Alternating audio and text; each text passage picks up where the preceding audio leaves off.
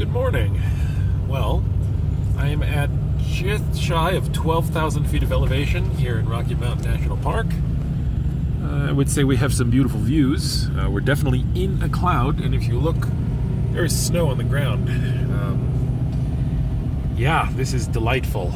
Other than the intensity of the drop-offs on the sides of the road that are outward facing, which make me very, very, very uncomfortable. Like, physically, I am leaning towards the steeper part of the mountain in spite of that having no effect on the stability of my truck. But some habits don't die, and one of those habits is not wanting to die from falling off the side of a mountain. So instead, I am going to keep it in third gear. Good. We got the low temperature alert. It just hit 37, so it's cold enough for there to potentially be ice. Good.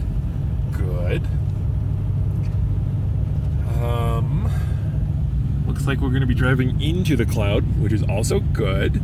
Who needs visibility? And I mean, if you look, every single car in front of me has failed to turn on their headlights and therefore their taillights, and two of them are white and one of them is silver.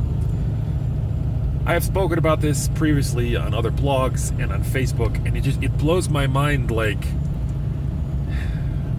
I don't know. It's almost like a selfishness, right? Like, oh, if I can see other people, that's all I need, right? As long as other people's headlights are on, that's fine. But that kind of fails to remember the fact that, well, the color of your vehicle matches the color of the ambient air. So if someone's going to panic stop and they don't see you, that's big trouble in Little China. But yeah, so this is a beautiful setting here. I'm gonna keep the video going until we get around this bend, because up ahead they actually had to chop through the mountain to make a road, which is kind of neat. In some ways a little sad, I suppose, right? Like, there was a sign earlier that I got on the dash camera, warning the alpine ecosystem is a fragile one, use it lightly.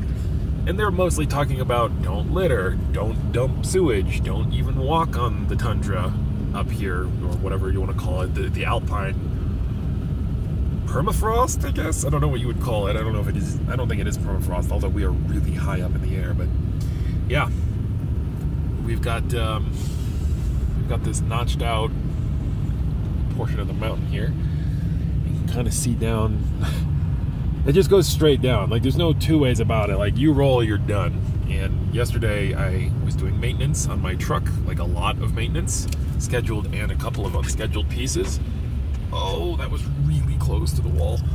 And I was, ended up getting in conversations with a few people who were really into the truck and everything, and like the clear overlanding rig. And the one guy was like, oh yeah, just last week, a girl rolled her Jeep 1,500 feet off the side of a mountain, and unfortunately she didn't survive. And I'm like, well, that's really sad. And the other part of me, it's like, well, 1,500 feet, I'm unfortunately not surprised, right? Like, that certainly makes me uncomfortable with mountain driving ahead.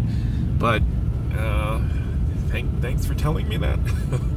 So yeah, that was an off-road trail experience. It sounds like that was a Jeep on a trail somewhere on the side of a mountain in Colorado. But yeah, I'm gonna go because these cars in front of me are consistently changing their speeds without any clear indication as to why. They're doing it on the straightaways and then speeding up around those slick curves. Your guess is as good as mine. Then again, the two people in front are the white vehicle, foggy day, no taillights, so perhaps this fits in perfectly with their general approach to life. But yeah, Rocky Mountain National Park, signing off for now. Stay well in the interim.